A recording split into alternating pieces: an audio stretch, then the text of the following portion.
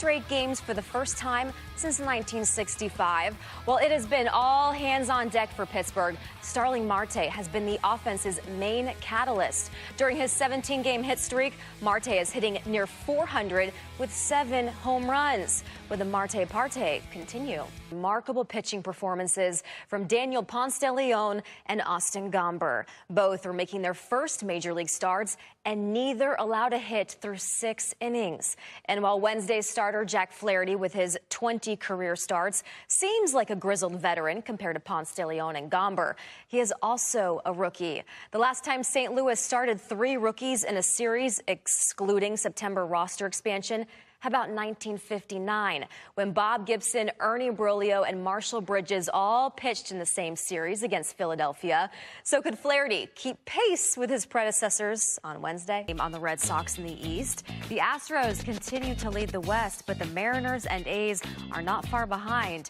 Due to their recent surge, the A's are just a game back of the second wildcard spot. Now, over in the Expedia NL postseason picture, the Phillies have their biggest division lead of the season at 2.5. Business insurance and employee benefit sponsor of Major League Baseball and sponsor of the Reliever of the Year award, recently hosted an interview between Bob Costas and Hoffman. Gained a game on the Red Sox in the East. The Astros continue to lead the West, but the Mariners and A's are not far behind. Due to their recent surge, the A's are just a game back of the second wildcard spot. Now, over in the Expedia NL postseason picture, the Phillies have their biggest division lead. Any doubt about how Giancarlo Stanton is feeling at the plate? Look no further than his home run on Thursday night. The 449-foot shot was clocked at the hardest hit home run since StatCast began recording such numbers in 2015. Yep, the hardest. Of course, much like the sweltering New York weather, Stanton's bat has historically been hottest in August. Check out his monthly splits for his entire career. Stanton's OPS over 1,000 and 60 home runs in August are higher than any other month.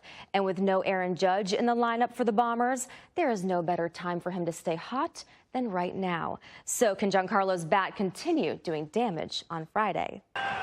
In 2017, Paul DeYoung was one of baseball's best breakout players. However, DeYoung has endured somewhat of a sophomore slump this year.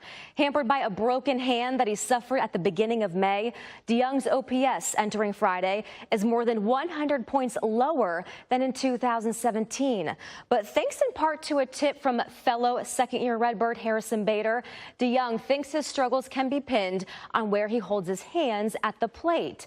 DeYoung told the St. Louis Post-Dispatch, "My hands were starting deal with first overall pick Brady Aiken fell 5th round pick. Knicks' deal was contingent on the Astros coming to terms with Aiken." How crazy is that?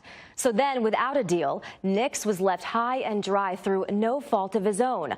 On the ordeal, Knicks said, "The whole year was pretty difficult for me and my family. So I would just go to the gym every day and work all of the anger out. I stayed positive." Well, that focus and positivity paid off for Moses wants. So follow along with me here. MLB booth. And to this, we will Nash tag Three's Company. Time now for the Capital One premiere. Love the energy down on the farm, right? Let's take a look at the Expedia AL postseason picture, shall we? While the Red Sox and Indians sit comfortably atop their divisions, the Astros are just 4.5 games ahead of the A's out west. The Mariners have won 2 straight against Houston to find themselves 6 back in the division. Over